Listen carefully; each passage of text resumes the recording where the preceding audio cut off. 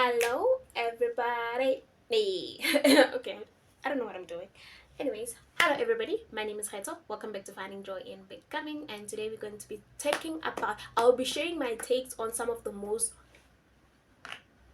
I'm sorry. I'll be sharing my takes on some of the most controversial topics in the book community.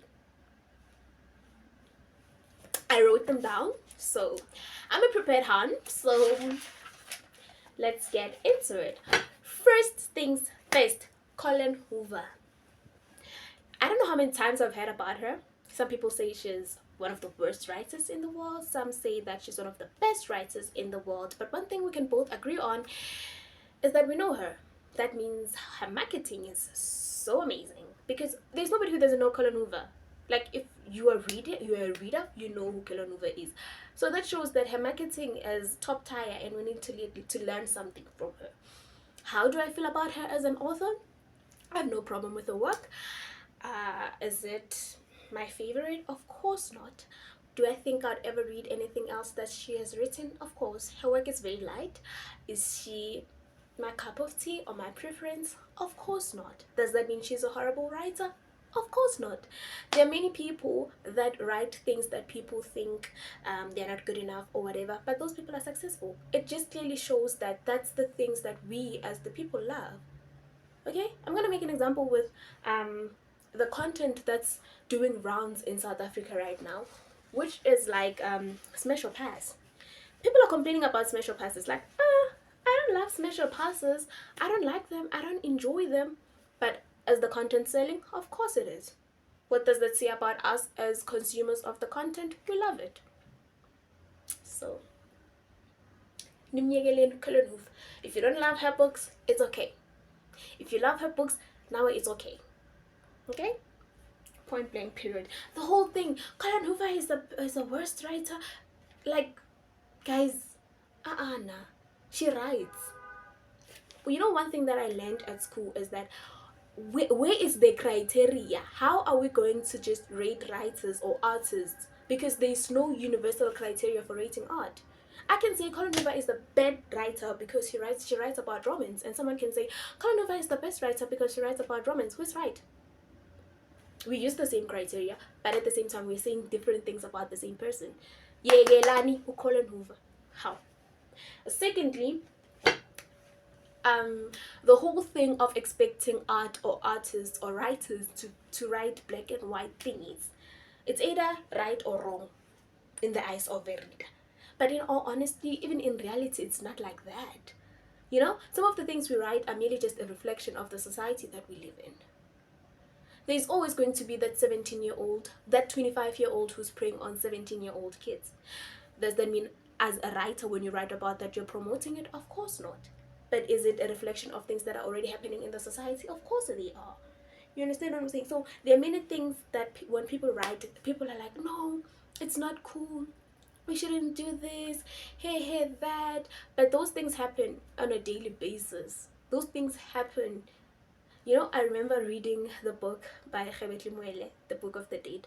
There's a part where the author, not the author, the main character participates in a gang raid, and he moves on from that as though nothing happened. He was not punished. Was I angry as the reader? Of course not. But I had to remind myself that such things happen. There are many people who are roaming the streets freely and they're not even aware that they did this.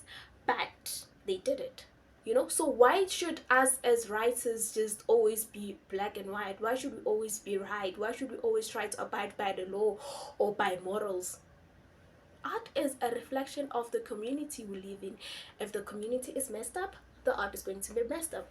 And my third take is going to be controversial to my second one, because sometimes as artists we romanticize toxicity and abuse. Sometimes as artists we romanticize toxicity and abuse. There, I said it. Shane, beat me up. Why do I say that?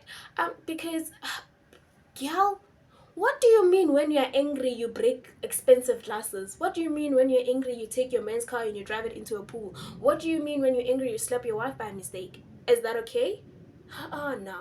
But is that something that some of the art that we consume sells? Of course it is. So there's a very thin line between romanticizing something and showing something as it is, you know. So as much as art is a reflection of the world and the country as it is, it should not try to put things that are already bad in a good way. You understand what I'm saying? Am I making sense? I hope I am. Because in my head, I'm making a whole lot of sense. Stop romanticizing toxicity. Okay? Stop. Stop. Sadly, we're coming to the end of this, but last but not least, reading goals. I know you're probably looking at me and like, okay, what's the controversy in that?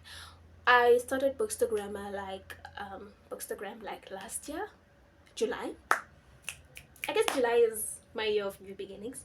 I started Bookstagram last year, July, and when I started, everybody had reading goals. I didn't have reading goals because I didn't know that was a thing. And early this year, I had to set my own reading goal. And as I'm getting into the space, setting my own reading goal, there are those people who discourage reading goals. On some, if you're a real reader, you won't need to have motivation. You won't need to have a goal. You just read. You know, it's not that deep. You know, I can't go a day without reading. There is nothing that will force me to read. I don't even need motivation. Somehow I felt like that was just making people be like, okay, so we need to hide our reading goals. Do people who write reading goals, like, are people who write reading goals really readers, or they just people who want to be readers?